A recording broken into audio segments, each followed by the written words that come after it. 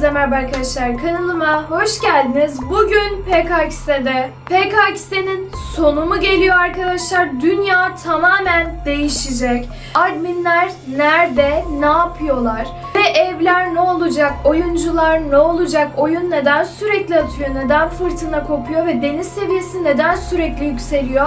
Her şeyin açıklaması bu videoda. Abone olduysa, like atılıysa hemen başlıyorum. Evet arkadaşlar, şimdi oyunumuz başladı. Merhaba. Bak eski şapka. Merhaba Maya. Baksana. Ne oldu ya yine? Ne var? Ne oldu? Dünya başımıza mı yıkılacak? Evet. Kıyamet mi kopacak ya? Evet. Her yeri sen mi götüreceksin? Evet. Hay Evet. Hay. Gerçekten mi? Bugün bunları anlatacaktım. Söyledin hepsini. Hay. Cidden mi? Evet. Sonumuz geldi. Ya evet ya. Vallahi. Evet. Tamam iyi, yani bunu alıştıra söyle. Bu arada fırtına çıkıyor. Ben o kadar petim. Kucağına al beni. Hap kadar pet misin? Evet. Kucağıma mı alayım? Kucağına al ya. Tamam Maya'cığım, sakin ol ya.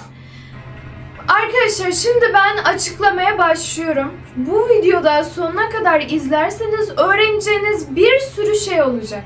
Hadi ya, ne mesela? Her şey. Oh. Şimdi arkadaşlar, yani PKX'de hiç de iyi bir yere gitmiyor. Ben size bunu söyleyeyim. Nasıl yani? Ya ben bugün burada klasik şeyleri söylemeyeceğim, şimdi herkesin söylediği. Onu da söyleyeyim. Bu fırtınayı görüyor musunuz arkadaşlar? Bu Evet. başlayan fırtınayı ve ilerleyen fırtınayı. Evet. Bu fırtına neden var? Neden Kim var? yaptı? Hangi yönetici getirdi? Kim? Hiçbiri. Nasıl çıktı o zaman? Admin getirmedi. Ninda getirmedi. Oh. Sky getirmedi. Aa, Kim getirdi? kim? Aslında mantıken Sky'ın getirmesi gerekmiyor ama Sky havayı temsil ediyor. Evet. Ama ben işin içinde Sky yok diye biliyorum, ama olabilir, bilmiyorum. Ondan emin değiliz. Ama glitch yaptı diye biliyorum her şeyi. Glitch planladı. Bu yağmuru görüyorsunuz değil mi arkadaşlar?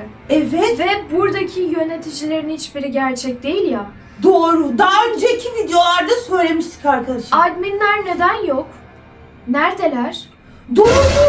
Bunlar dünyanın ortasına koydukları robotlar arkadaşlar. Bunlar gerçek değil. Evet. Neredeler? Neredeler? PKX'yi resetleyip resetlemeyeceklerini tartışıyorlar. Kapanabilir mi yani? Evet, çünkü oyunu şu anda kontrol edemiyor durumda admin. Hadi ya. Evet. Bu ara atılmalarımızın sebebini buldum. Arkadaşlar, oyun bizi sürekli atıyordu. Sürekli atıyordu. İnternetimiz olmasına rağmen. Ve diğer oyuncular da, kullanıcılar da, mesela takipçilerimiz ve diğer kreatörler, yabancı da olsa fark etmiyor, sorunlar yaşıyor arkadaşlar. Evet. Herhangi bir sorunu. Neden biliyor musunuz? Çünkü Neden? artık admin oyunu kontrol edemiyor. Yapabileceği tek şey oyunu sıfırlayıp sıfırlamamak ve onu karar vermeye çalışıyorlar. Hadi ya. Evet. Yani eğer oyunu sıfırlarsa oyun en baştaki haline döner. Evet. Bu en başa döneceğimiz anlamına gelir. Olmaz ki, çok ilerledik. Yani bu dünya bile olmaz. Bizim bu varlıklarımız olmaz. Sen olmazsın. Doğru. Evet. Kedi köpek olur. Evet. Dünya basit olur. Olur. Adminler şu anda bu işi düşünüyorlar. Çünkü bu sanal fırtına, yani gerçek olmayan fırtına, oyundaki bütün evleri silmek üzere.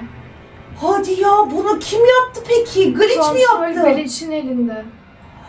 Oyunu kapatmaya çalışıyorlar. Ama en garibi, Flickr'dan en ufak bir haber yok. Hadi ya. Evet. Glitch'ten haber var. Glitch'ten var. Bunların hepsini Glitch'in yaptığı söyleniyor. Ama Flickr'dan asla bir haber alınamıyor. Neden? Neden? Bence işin içinde en büyük o var çünkü. Yani arkadaşlar, diyeceğim o ki, eğer burası gerçekten sıfırlanırsa ve resetlenirse iglo evlerle dolacak. Evet, en baştaki halimize geri döneceğiz. Ya da sapsade bir dünya olacak. Evet. Bana inanmayanlar için şimdi kanıtlayacağım. Nasıl? Şimdi dünyanın ortasına gittiğiniz zaman burada bir robot var. Bu robot rastgele dönüyor değil mi? Ne zamandan beri var bu robot? Time başından beri var. Ya kurulduğundan beri var. Evet. Bak bu bir sanal robot değil mi? Evet. Ve bazı güncellemelerde bundan bir çıkıklık oluyor. Yani anten gibi. Doğru. Şu anda da mesela başka şeyler takmış. Bu basit bir robot değil. Bu süs için konulmamış. Bu aslında PKX'lerin enerjisini sabit tutmak için konulmuş bir robot. Denge mi sağlıyor bu? Dengeyi sağlıyor. Boşu boşuna koymadılar süs olsun diye. Ay arkadaşlar bu arada fırtına hiç durmuyor, fark ettiniz mi? Evet bak bu sağa sola bakmasının sebebi de bir şeyleri engellemeye çalışması. Doğru, dengeyi sağlıyor. Dengeyi sağlıyor. Ayrıca arkadaşlar sadece bu da değil. Bakın Başka? ben bunu kaç aydır söylüyorum. Bak ay oldu artık. Şimdi buraya geliyorsunuz arkadaşlar, tamam mı? Evet. Garip bir şeyler var zaten. Mesela önceki güncellemelerde denizin orada kar görmüştük. Hatırlıyor musun? Doğru. Kar gördük. Yani birkaç ay önce. Doğru. Görmüştük. Mesela kar olmuştu değil mi? Doğru. Bu deniz seviyesi gitgide yükseliyor. Nereden belli? Çünkü bak nereden belli olduğunu göstereceğim. İlk önce burada çok bir mesafe yoktu. Denizin içinde bile fırtına var. Sonra burası açıldı. Buraya girebilmeye başladık. Deniz seviyesi yükseldiği için biz alttan girebiliyoruz artık. Doğru. Deniz bir genişliyor, yükseliyor. Ayrıca tek kanıt o da değil. Bak şimdi ağaçların boyundan belli. Biz Hani? çıktığımız bir kara parçası vardı. Onu bile deniz kapladı şu an. Hani? Bakın arkadaşlar. Bakalım arkadaşlar. Ay. Bak burası mesela yerdi. Doğru. Arkadaşlar deniz seviyesi yükselmiş. Bak burası yerdi. Buradan çıkıp gidiyorduk, hatta yürüyorduk. Doğru. Ayrıca PKX'in çeşitli yerlerinde girişler açılıyor. Bak tek pet shop'un orada değil. Gördün mü? Ne yapacağız peki? Dünya sular altında kalırsa ne yapacağız biz? Bak burası yer mesela. Bak şu an yer burası. Doğru, deniz seviyesi yükseldiği için burayı da kapsıyor. Yükseldi arkadaşlar. Bu kadar büyük değildi ilk geldiği zamanlarda. Doğru arkadaşlar, deniz daha alçaktaydı. Evet. Ayrıca araç da çıkaramıyoruz. Ne oluyor? İşte bir tane hata daha bak. Aracı çıkarır çıkarmaz hemen böyle kaldık. Doğru. Neden oluyor bunlar? Bak şu an araç çıkaramıyorum. Böyle hatalar çoğalmaya başladı çünkü Maya. Neden? Dedik ya Maya, oyunu artık admin kontrol edemiyor.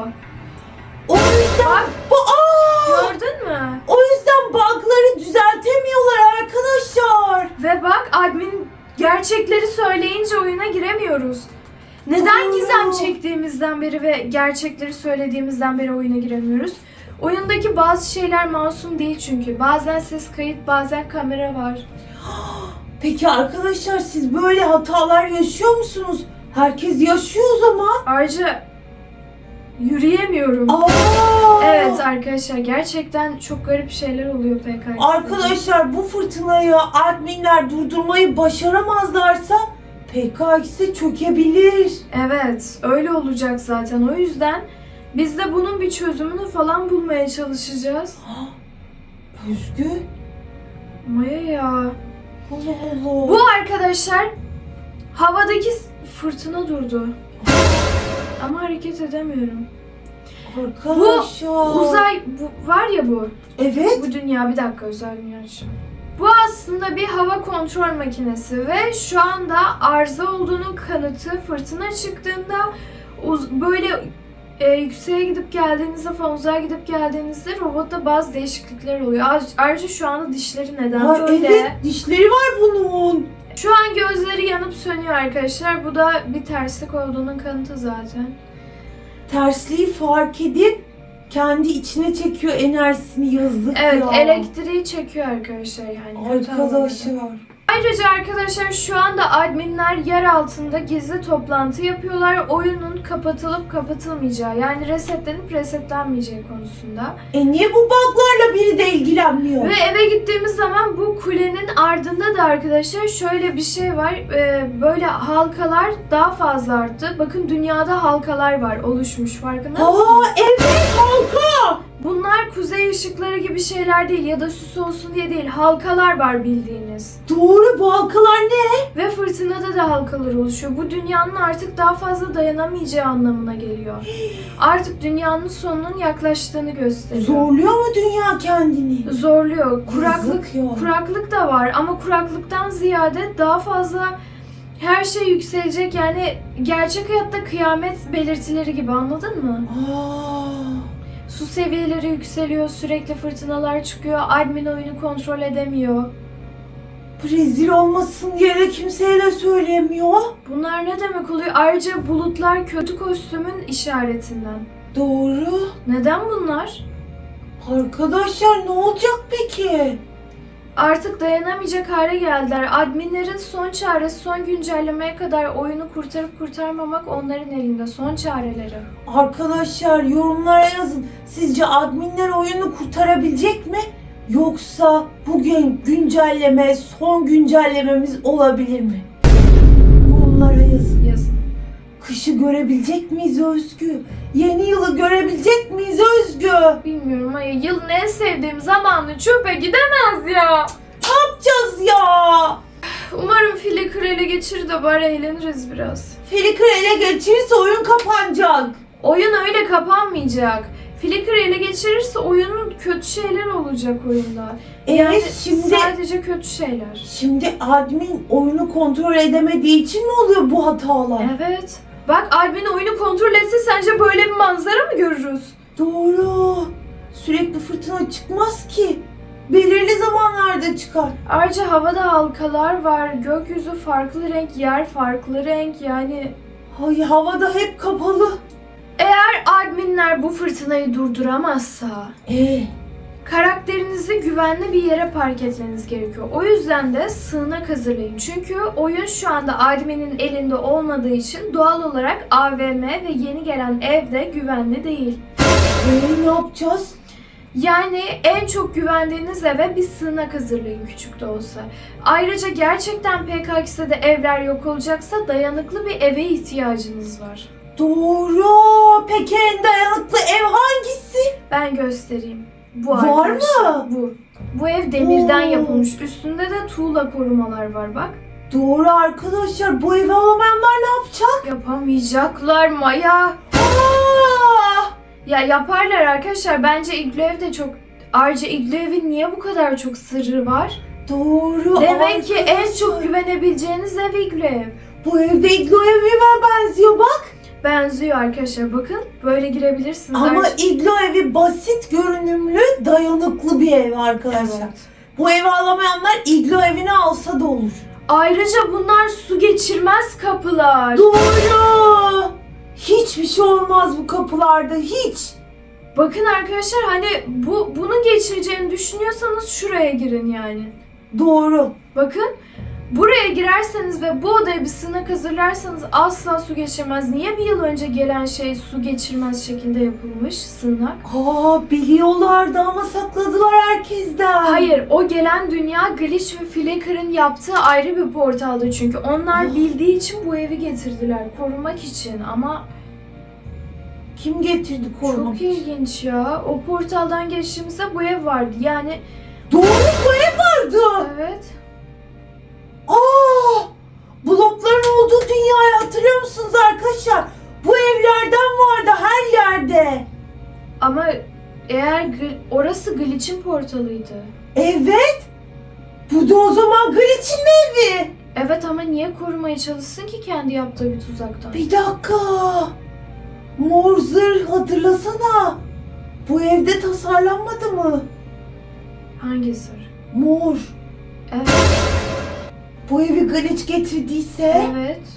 o zaman kostümü de Glitch yapmış oluyor, admin değil. Bak oraya bir gitsene. Bakın arkadaşlar, bakın burada. Mor Aynen zırh böyleydi. burada tasarlandı. Evet. Bu evi Glitch mi getirdi? Glitch getirdi ama niye kendi yaptığı bir tuzaktan korumak için getirsin ki? O zaman tuzağı Glitch kurmuyor. Evet, buradan bunu anlıyoruz ama Glitch niye bizi korumak için sığınak getirdi oyuna? Hayır, ben anladım. Ne? PKX'de dünyasını Glitch'le Flicker'da ele geçirmek istiyor ya. Evet. PKX'de dünyası bir hata verdi. Admin dünyayı kurmuş olabilir ama bu hatayı durduramıyor. Kendi kendine hata verdi. Oyun çökmek üzere. Anladım. Glitch ile Flicker birlik olup adminlerle savaşınca ve sürekli birbirlerine karşı güncelleme getirip durunca oyun Ya. karışıp çöktü. Evet. Ve arkadaşlar Glitch de sığınak tasarladı çünkü Oyunun kapanmasını istemiyor arkadaşlar. oyunun kapanmasını istemiyor ve oyuncu kalmazsa yönetebileceği bir şey kalmaz. Evet. Yani burada adminin de istediği aynı şey, Glitch'in de istediği aynı şey. Oyunun Yani birlik kapanma- olacaklar. Evet. Sonunda barış olacak. Bu oyun çökünce mi aklınıza geldi ya? Yok olacağız ya. Tamam Maya, sakin ol. Oyun kapanıyor Özge, bunlar barıştı. Biz ne yapalım ya, arada kaldık. Barışmanız için kıyametin mi gelmesi gerekiyordu? Oyunun riske mi girmesi gerekiyordu? Kapanması mı gerekiyordu Lele? Tamam Maya, Lele. Lele. Lele. Ya sakin olmaya. Arkadaşlar yani artık birlik olacaklar. Hani adminler diyorlar ya. Yani adminler yok ya. Yani adminler ne demek? Yani yöneticiler değil mi? Evet. Glitch'le Bak. Evet. Oyun çöküp duruyor. Ah. biz nerelere gittik? Glitch'le Flicker de adminlerden. Yani hep beraber şu anda beraberler. Glitch, Flicker, admin, Sky hepsi beraber. Herkesin dikkatini çekmek için o mor zırhı getirdiler. Ve korunmak için. Ayrıca virüsü de istemeden yaydı galiba. Ya da onlar böyle düşman olunca yayıldı, ortaya çıktı virüs belki de. Evet arkadaşlar. Bak, oyun çökmeye başladığında virüs yayıldı. Oyun hataları çoğaldı. Arkadaşlar hatırlasanıza, siz yorumlarda hep diyordunuz bug'lar çoğaldı. Evet. Özge abla admine söyle diyorlardı. Bug'lar çok çoğaldı Özgü. Eskiden bir tane bug oluyorsa şimdi 20 tane bug Evet oluyor. öyle. Sizin de başınıza geliyor değil mi arkadaşlar? Yorumlara yazın. Yaşadığınız hataları yorumlara yazın. Maya bir iyileşti sanki. İşte Özgü, enerjiyi kontrol edemiyorlar. Bir iyi oluyor, bir kötü oluyor. Bir fırtına çıkıyor, bir güneş çıkıyor. Ben geceye sabitlemiştim Maya. Ah arkadaşlar. Ya olabilir ama bu hala tavşanın evinin niye ev yaptıklarını açıklamıyor. Doğru. Acaba Arkadaşlar, tavşanı korumak için buraya mı koyacaklar? olabilir. Çünkü tavşan çok önemli arkadaşlar. Ya ben bu adamı alırım elimde olsa ya. Ya benim hala kafam karıştı Özgü. Şimdi ne oluyor? Arkadaşlar çözemediğimiz o kadar çok gizem var ki siz eğer bir gizemi bile çözdüyseniz bizim çözemediğimiz bir gizemi bile yorumlara yazın değil mi Özgü? Yardım etsinler. Evet arkadaşlar, yardımınıza ihtiyacım var. Ve bu tavşan niye artık gülümseyerek uyuyor buldum. Neden? Neden hep ağlıyordu? Ağlamasının sebebi neydi? Oyun çökecek. Hayır, ağlamasının sebebi şuydu. Gerçekte hani geleceği biliyordu ve üzgündü sürekli. Yani yaşadığı hiçbir gerçekliğin gerçek olmadığını biliyordu. Sürekli değişim halinde olduğunu biliyordu. Doğru. Sabit bir hayatı yoktu ama artık oyun sonu geleceği için artık huzurlu olacak. Hay arkadaşlar, endişelerinden kurtulacak bu adam. Cık. Oyun kapanacağı zaman aklına geldi ya gülümsemek. Tamam Maya, tavşana niye bağırıyorsun? Kapanacak oyunumuz ya. Oynayamayacağız biz bu oyunu belki de. Efendime söyleyeyim, Flicker'la admin aşağıda ayran içiyorlar beraber. Tartışıyorlar Özgü. Tartışmıyorlar Maya. Şu anda oyunu kurtarmaya çalışıyorlar. İşte oyunu kurtarmak için hepsi birlik olmuş konuşuyorlar arkadaşlar. Evet. Peki biz ne yapacağız? Biz ne yapabiliriz? Son kez oynayacağız. Biz oyuncular olarak bir şey yapabiliriz Özgü. Sığınak hazırlayabiliriz. Ya sığınak hazırlamak bir tek bizi kurtarır. Oyunu kurtarmak için ne yapacağız? Arkadaşlar yani artık PKX'nin sonu gelebilir ve kara kış olacak her yerde. Yani Bundan sonra bir güncelleme daha gelecek o zaman. yılbaşı, evet. Orada da artık kontrol elden gittiği için sadece yılbaşı modunu ayarlayıp bırakabilecekler. Belki de yılın son zamanı, PKX'nin de sonu. Ne yapacağız? Hayır. 2025'in sonunda PKX'de bitiyor. Biz ne yaparız lan? Arkadaşlar sizce öyle bir şey olabilir mi? Tabii bilmiyoruz. Sadece tahminlerde bulunuyoruz. Ne yapacağız peki? Bize yorumlarda yardım etmeniz gerekiyor ve oyunu kurtarmak için hepimizin birlik olup bir şey yapması gerekiyor. Ya da arkadaşlar lütfen yorumlara yazın. PKX dışında ne oynayalım ya? Sizce ne oynasak istenirsin? Yani bu da bir seçenek olurdu. Tabii. O zaman kurtarmalıyız tabii ki. Tabii ki kurtaracağız. Böyle bön bön bakmayacağız Özgü. Bir şeyler yapacağız.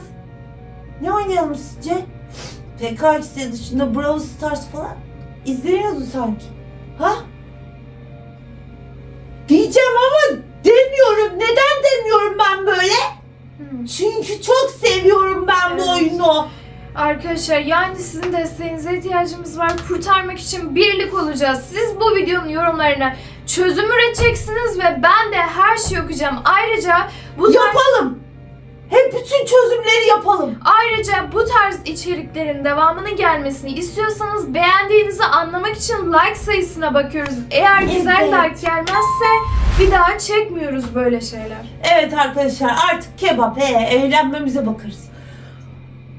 Like atmazlarsa Özgü dedin ya. Bütün her şeyde beni suçla. Ben mi getirdim ya kara kış ya? Ben mi dedim ya oyun kapansın? Neyse. Bir sinir boşalması yaşadık değil mi?